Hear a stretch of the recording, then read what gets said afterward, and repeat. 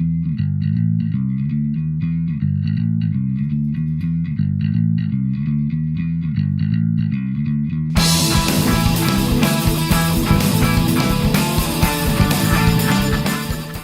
and welcome to hobby vlog number 120. As expected, this week has been quite busy. As not expected, we've had a bit of illness go through the family again. We think it's a hangover from all the people being here for the party last week, because Rosie got a bit sick and then Angela got quite sick and then I had a bit of sickness as well. So it's been a bit of a slower week, but that's fine. That's how things go. What I will start off with is right now I will fade over to Rosie receiving her Clockwork Dragon, and she absolutely loved it. So I gave this to her just before she left the table after her dinner on her birthday last Sunday. And yeah, you can see from the look on her face, and she's asked to see it several times, and she loves it really quite a lot. So that was another great hit. Had a lot of fun painting it, and yeah, obviously, as you can probably know, it meant the world to me that she liked it so much. So that's a little bit kind of the vlog, but in the intro. But now we're going to get to the vlog. So I really hope you enjoy it. Let me know in the comments below what you think. I do reply to them all. Don't be shy, say hello, and thanks for watching, and I'll see you again at the end. So now this is securely fastened, I'm going to come in and fill in these gaps where the pillars go down, and also just out of shot I'm going to do the slope up of the ground going up past that kind of retaining wall that I built, and I'm going to be making use of the same very rattly glossy packing material I've got here to build in there. So I'll pop some music on because it's going to make a lot of noise, and just show you how I'm going to do this one, and then I'll crack on. It's early, just before work, so I've only got a few minutes, so I might only get this section done, but I'll crack on through the rest of the day, and by the end of the day hopefully I'll have all of the modelling compound done, bar the cave, which I'm going to do last, and then we can start to look at actually painting and finishing off, which is obviously the bit that I'm going to enjoy the most. I'm also hoping to get to the shops to find some correct coloured paint to finish off doing the plane, and finally I really am going to have to work out how I'm going to do that structure that supports and goes across the two trailers that I've printed out.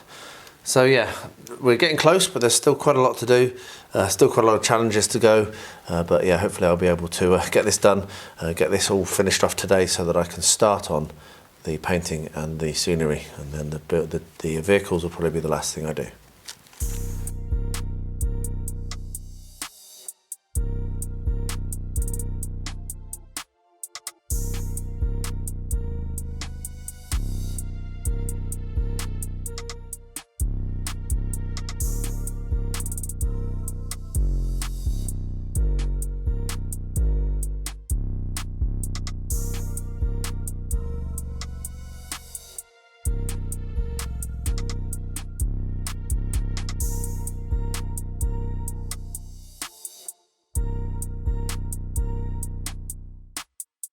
I've made some really good progress here. As you can see, I've done a lot of the underneath, which proved to be quite interesting over here, actually right underneath under there. And where I'm at now is at the far end. I am doing the last little bit, and what I've decided to do is, rather than use the screwed up paper, which has worked really well everywhere else, I've actually carved some shapes of some throwaway polystyrene from some packing. I'm going to glue that in place and then go over the top of that with modelling compound, and that will finish off the actual terrain, or the modelling of the actual scenery, other than the bridge. As you can see, bridge, not the bridge, other than the cave, which as you can see I've not touched, which I'm going to do last. So yeah, just going to glue these in place and then cover that with modelling compound, and then all the compound work for now is done, which is awesome. So the texture I put on is dried. Now what I'm going to do is come along with black house paint and paint over the entirety of it all. And I will also be painting the rim to keep it nice and neat. So this will take a little bit of time. I'll probably not be able to do this all in one go because I'm just taking 2 minutes, stretch my legs away from my desk. But I can just work through this a little bit at a time, and I'll be painting everything, including these, including the backdrop there, including that backdrop and all the sides, as I say. So I'm going to give it a basic undercoat of black across the whole thing. And you'll notice I've removed the forge again. As I say, that small forge for this diorama will just be a placeholder to get the diorama done in time for the entry for Heroic Highlights, and I will be trying to do the bigger one. If I can get it at any time, that'll be even better obviously, but I'll be trying to do a bigger one that will cover this whole back area and will be a little bit more in scale, even if the distance there is out. It's just one of those things, I should have built it on a bigger base, but then even I only have so much space. But anyway, enough rambling. I'm going to get that painting done over a little bit of time, and yeah, I'll turn the camera back on when it's finished, when I'm doing the next step. One other thing to add actually for this project is I have done quite a lot of very bad conversion work on the plastic miniatures, and done a little bit of green stuffing, so they'll be getting ready for being primed and painted, and once they're primed and painted they will come back into this project as well. But there is other things going on that aren't hitting the camera. So yeah, let's get painting. Oh, it's an exciting delivery day again. This has just arrived, which is again arrived much quicker than I expected. It looks like things from the UK are really starting to deliver fast. This is, as you can see, the white box, one of the white boxes from Tabletop Scenics, and it is one for Wild West. Now the reason for this is, well, obviously I love Wild West, who doesn't, but also I've got some a Gunfighter's Ball coming, and I really want to try and get some of that scenery made, and I know you're going to laugh while listening to this, but I would love to play a game. One day it'll happen, it will, honest. So I bought this because it was the best deal that I could find for getting a good amount of terrain to do a table, so I shouldn't have to buy any more. It will go along with some of those Adobe huts that I've already made. There's videos for those, I'll try to remember to link them. Really good ones from Sarissa, which I've already made up, so this will really fit in nicely with what I've already got. So what I'm going to do is have a quick look at what's in the box, just a quick unboxing, and then we will I'll try and get some of these made up over the next coming weeks. So I removed the single-use plastic just then. It's a hefty enough box, so let's have a look and see what's inside. We have some shredded cardboard packing, and we have 1, 2, 3, 4, 5 kits that are all also in single-use plastic. And then we have this, which is some resin detailing stuff. So I'll just get that out of the box, out of the bag. So these are simple cast resin crates, which will add a lot of character, a little bit of cover and what have you. They'll paint up very, very quickly, very, very easily. I use Vallejo wood, and then normally do a wash of some of the Games Workshop washes, and they come out really, really nicely. That grain will really show up well. You can do them in different colours. There's different types of wood that Vallejo do, so I'll probably do a video on those. So that's pretty cool.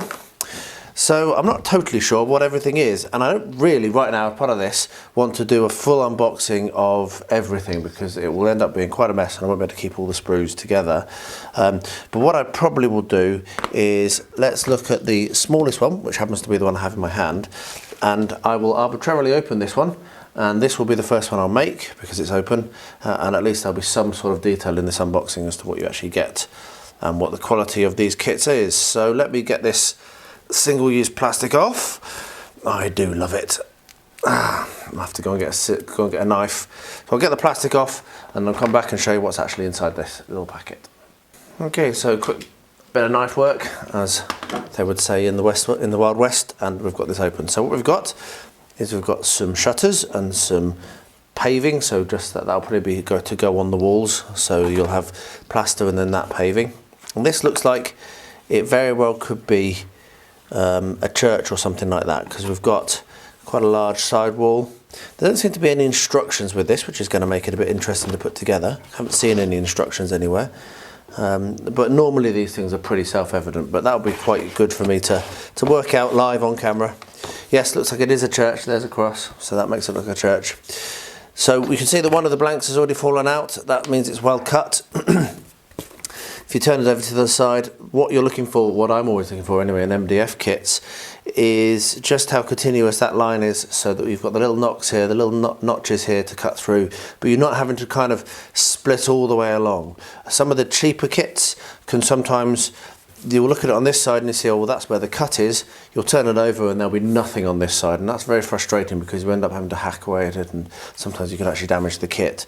But this should be able to be popped out quite easily just with a thin blade, so something like this, or a hobby knife or whatever, and that would then be able to be able to come out of the sprue.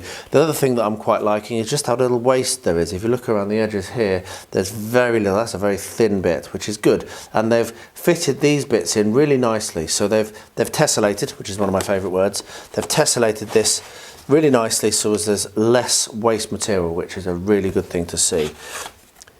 Good solid thickness of MDF, and I do love the smell of MDF in the morning. I'm sure it's bad for me, but yeah, there's something about it. Look at how much stuff is stuck onto that sprue, is squished on. They've not wasted anything they can. Look, they've even, here on this square piece, they've even gone inside the notch that's cut out on this piece. So they've just nailed that, haven't they? They've done that so well in terms of not wasting material. A little bit of overburn on this, but I'm going to be painting, so that doesn't matter. So there we are. That's one of the kits that you get. There's all this also in the white box. So yeah, I'll wrap that up there. Initial impressions, pretty good. Looks like a good MDF kit. See how it stacks up against Sarissa, which is my normal go-to. And yeah, I'll be back and putting this together in a different video. Yeah, hope that helps if you're looking at any of these white boxes. But it's really cool to have arrived. I only ordered it about a week ago, it feels. So that's really turned up fast.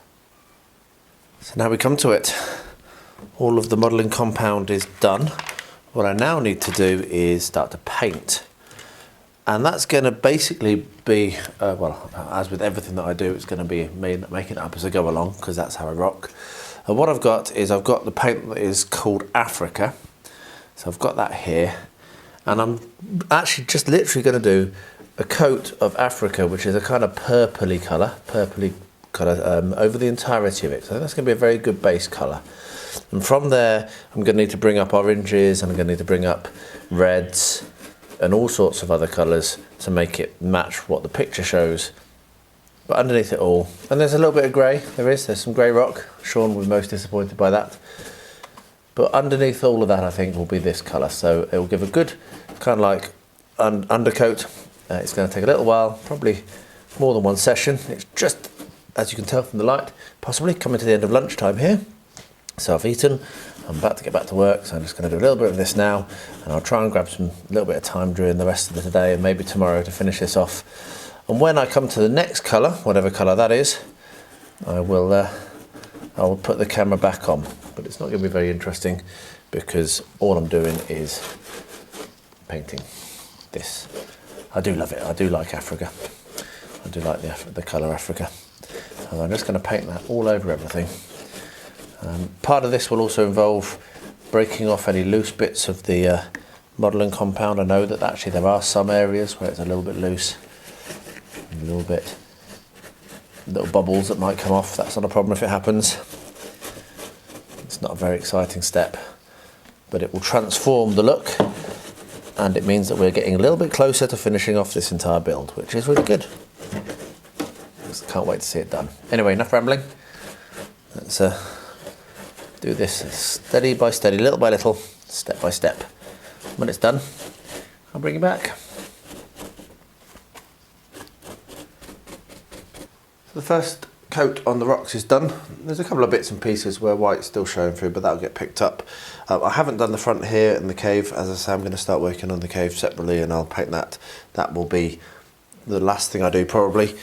What I've also started to do is applying paint to the pillars and to the side walls. What I'm going to do next is finish that process. So paint the rest of this. I'm going to mask off the inside of the road. This will eventually get painted with black, probably with black grout, and I probably will need to re-scrape it so it stays, but I'll probably do it with black grout, and then I can paint the centre line in and do all that stuff on top of it. So I don't need to mask the whole thing, I just want to mask the edges where it might get lots and lots of paint on it. But I'll be painting all of the details, all of the sides and the uprights with the same base colour, so I'll do that now. And then it's going to be the case of starting to pick the colours out, which is going to be probably the most fun bit and the most difficult bit, because finding the colours and trying to mix them up right is not going to be immediately easy. However, that's what this is all about. So yeah, a bit more paint onto the side of the road, and then I will bring you back when I've done that, and we'll start to have a look at what the other colours are that I'm going to use for the rocks and the dirt. So the next step on this, now that I've done my base coat of the Africa, and I am going to have to do another couple of coats of that on the woodwork and or the stonework around the actual road, is to build up colours for the stones or for the backdrop. So if I zoom in and we have a look at this picture, what you can see is it's quite orange and it's yellowy and it's creamy and it's pale, and there's darker bits and there's kind of grey brown there. So what I've done is I've gathered together a load of my kind of paints that I've got. I'm probably going to need to get some more colours, and I'm going to mix them up and dry brush them on and just hopefully get something that approximates the colours that you see in that picture, which is going to be fun but also quite a challenge because I don't actually have any orange particularly. I've got kind of a mustardy and actually over here I've got a brighter yellow and a dark red, which you've seen me use before on other projects, but yeah, I don't have anything that's directly out of the pot. Is going to be fine. So yeah, I'm going to have a bit of a play.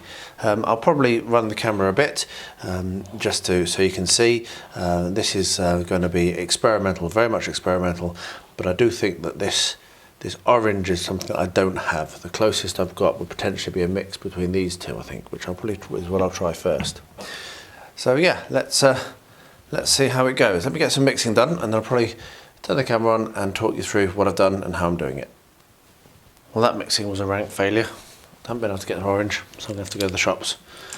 So what I'm going to do instead is just start on the lightest stuff, which is at the top, which I've got colours for. So I've got this, which will work well, and I've also got an even lighter yellow, which I've just put all over myself, and I also got this kind of nice kind of neutral grey.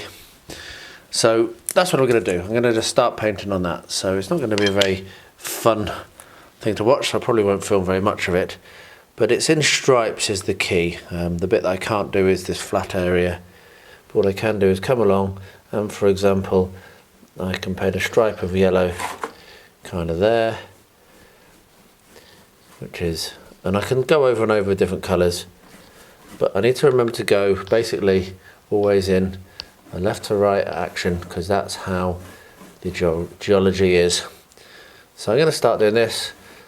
Just going to do this all over the whole thing, building up different colours.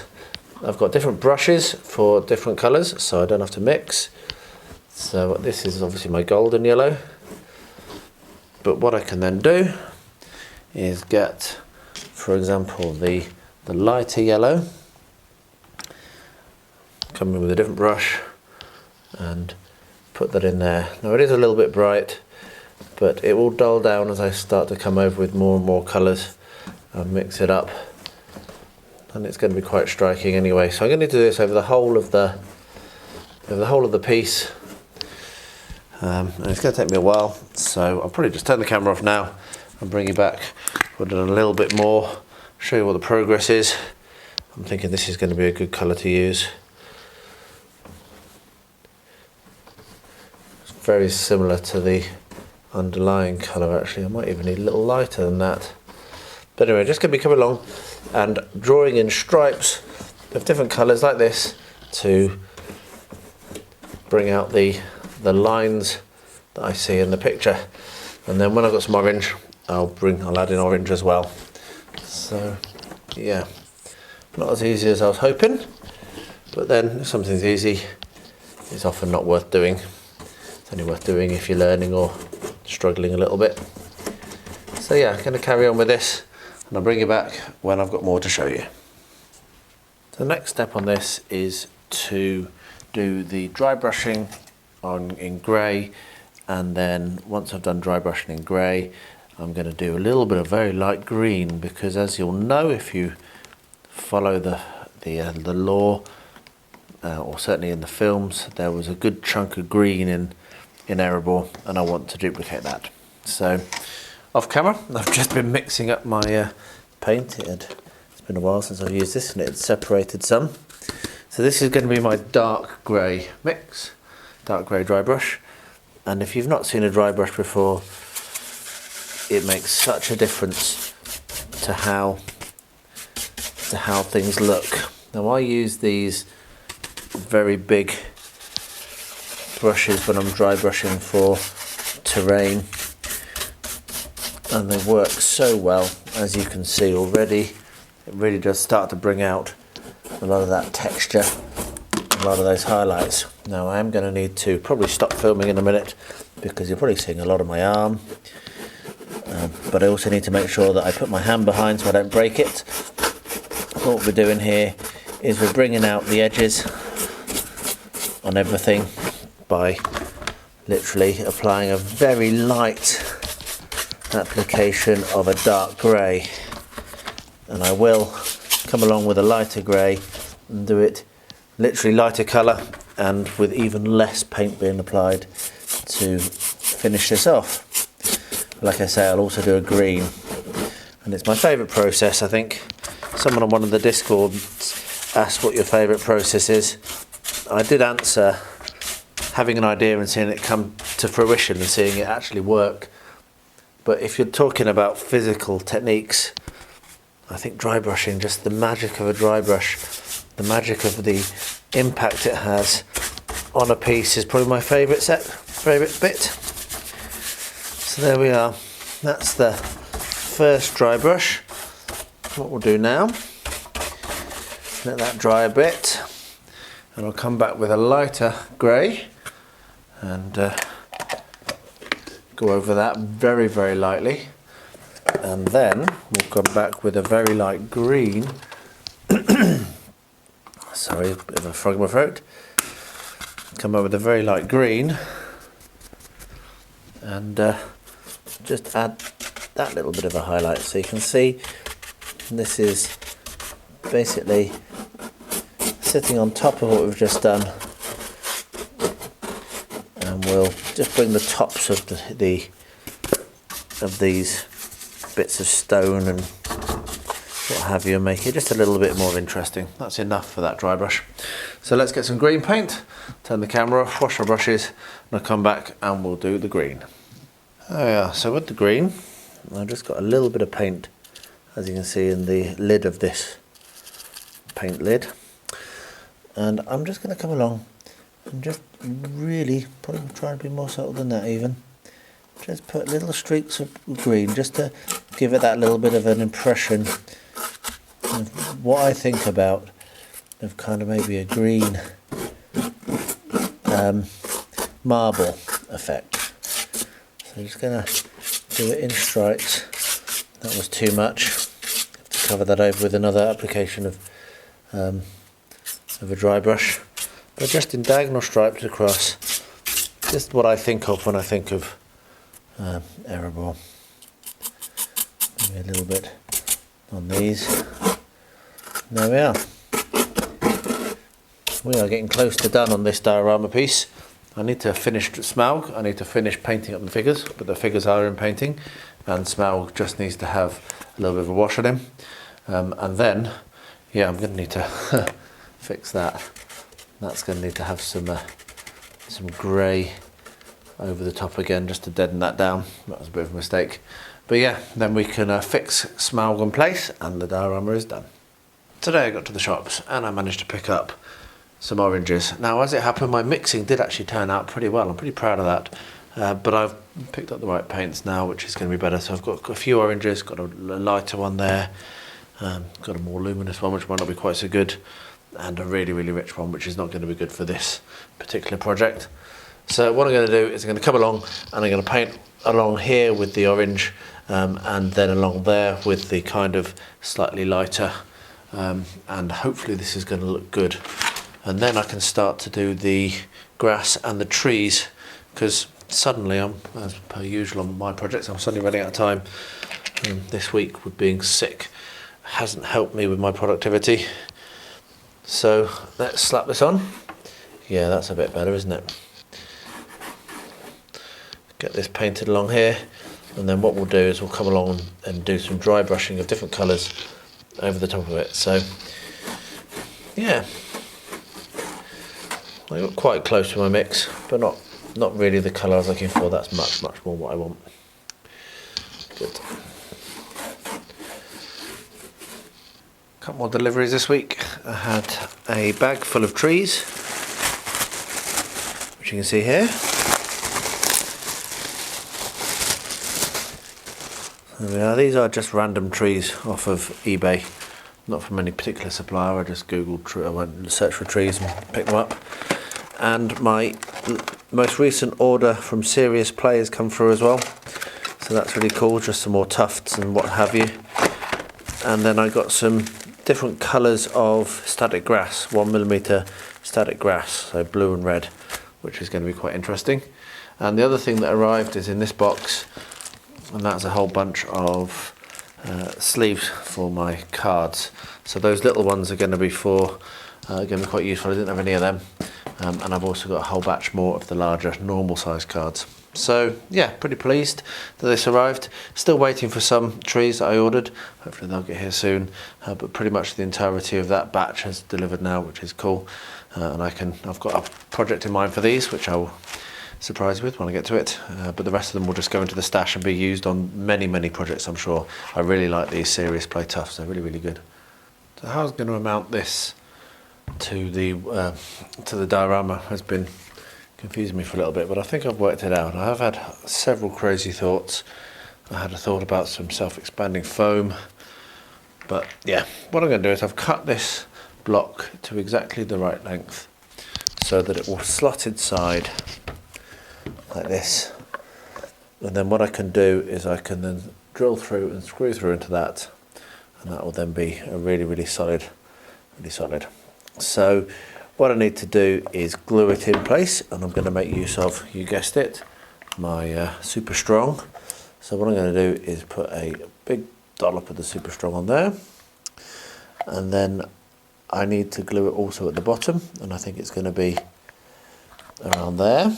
But I'm just going to kind of whack it on in the hope that it will meet up, and then we'll slot this in. Oh, you know, that's not far enough. It's closer in. I need to drag this up towards this end a bit. There we are. And stick that in there. There we are. And then get it so that it's absolutely parallel. Like that. Okay. And then when I let that go off, when that's gone off, I can then screw this to the back, and that's a large part of this project completed.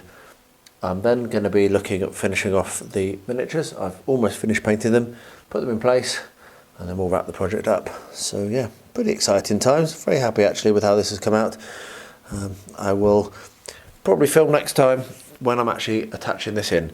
Now the sharp-eyed among you will notice I'm not putting an LED in it at the moment, but my idea for doing it like this is that I will be able to in the future, because I'll be able to get in there, put an LED in past this block of wood, and potentially light the inside if I want to. But for now I'm not going to do that. So yeah, let that go off and then we'll screw it in place. So just over this part there's actually a little bit of grass, which is unusual. There's not very much grass on this diorama, but there is here. So what I'm going to do is just use some of the shopbought flock that I've got to cover this area with a little bit of flock, not too much. On top of this will eventually go trees, obviously, because that's what most of the layout is. Most of the diorama is trees, but there are patches of grass up here. So slap some terrain glue on, and then I'll get my flock and I will sprinkle it on as I always do, just like that.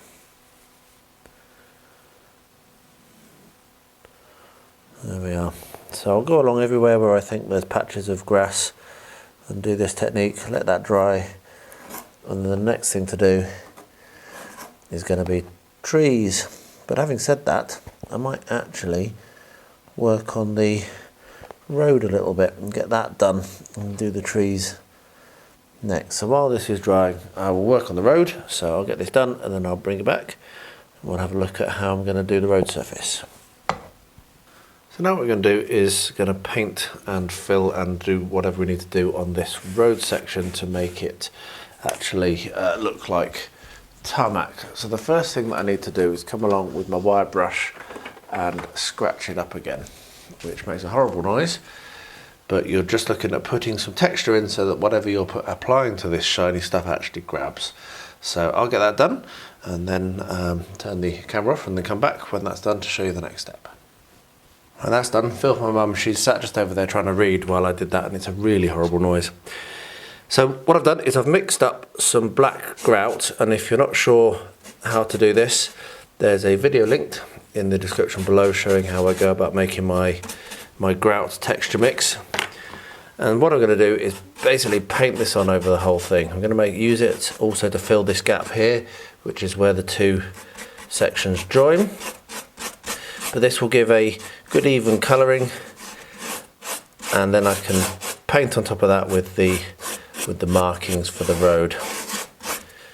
So yeah, I might need a bigger brush and almost certainly need to mix up some more, but that's what I'm going to do, paint this all over, and that will give a nice texture and a nice dark finish, because it's quite a new looking road actually, and that will look well. So yeah, I'll just get this done and I'll bring you back. Probably next thing's going to be will be the trees. Maybe it'll be the markings on the road. I'm not sure. But yeah, this is going to be me for the next 15-20 minutes or so. Fun. There we are. Done the first little section.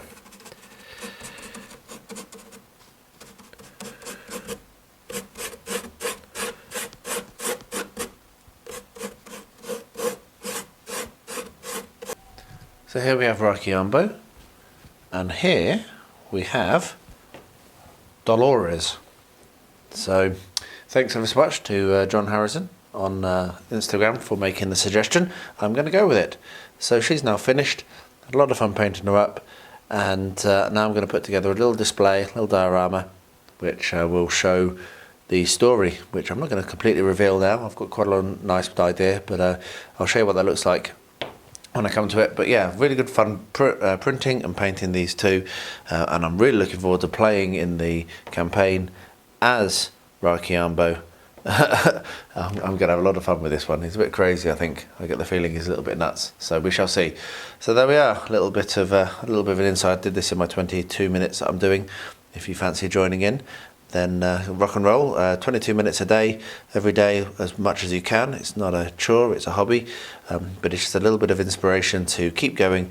And the amount of productivity I got done last year doing it was amazing, and so I've carried on this year, but added 2 minutes a day. So yeah, by 2050 maybe I'll be doing an hour a day if I'm still around. But anyway, here we go. I'm going to crack on, and we'll get on to the diorama planning, and I'll bring you along for that when I get to it.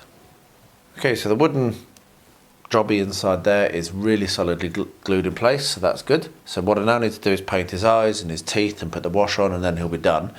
But what I have managed to finish this week, just last night, is the 6 members of Thorin's company that I'm going to have on the diorama. So I'll just lay these out here and then I'll zoom in. These took a grand total of 25 minutes in total to paint. I did a really, really quick and dirty job, but I think they look really good. So if I zoom in, you can see there. So I need to clip the bottoms off and then stick them in place behind each of their pillars, and then they'll be done. And the only other thing to say is I've decided against having any of the furnaces, any of the forges here, because I just don't like how it looks. So at the moment I'm not going to put it on. So we shall see how that goes. But yeah, a little bit of progress, getting very close to finishing this now. This is really starting to come together now. So as you can see, I've painted up the truck and the bases, and I've also put the colour onto the actual plane, which I like a lot. The flock is pretty well dried now as well, so the next step I'm going to do actually is another coat of this colour on the concrete, because I forgot to do it before I did the road base, but the road base is looking really, really nice. I ended up having absolutely enough, and maybe even a little bit too much of that mix. The only disappointment is it's not actually filled in this gap as well as I wanted it to. So I might have to think about how I'm going to resolve that, but for now I'm going to leave it.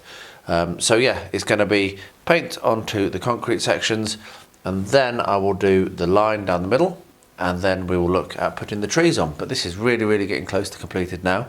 The biggest challenge now is the actual frame that goes underneath the plane, which is kind of like blue metal, and I have some ideas on how to do it, but that's going to be the biggest challenge for me, but I'll get to that very soon. But this is really starting to come together. I'm very pleased with how it's looking, and yeah, I've had a lot of fun. I've learned a lot of things with this one.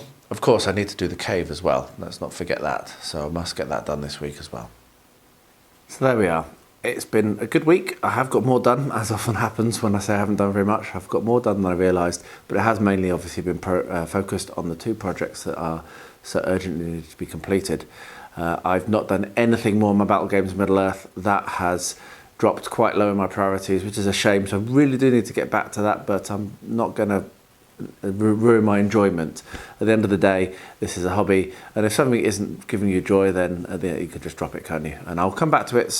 But there may not be a Battle Games Middle-earth video in the beginning of March either, because I've not done it. So yeah, maybe March I'll work on it and it'll come back in April. Anyway, if you made it this far, thank you so much. I really do appreciate you watching. Do leave a comment below. I do read them all, and I reply to them all, and they really do give me a lot of joy and a lot of motivation, so I do love reading them, so don't be shy.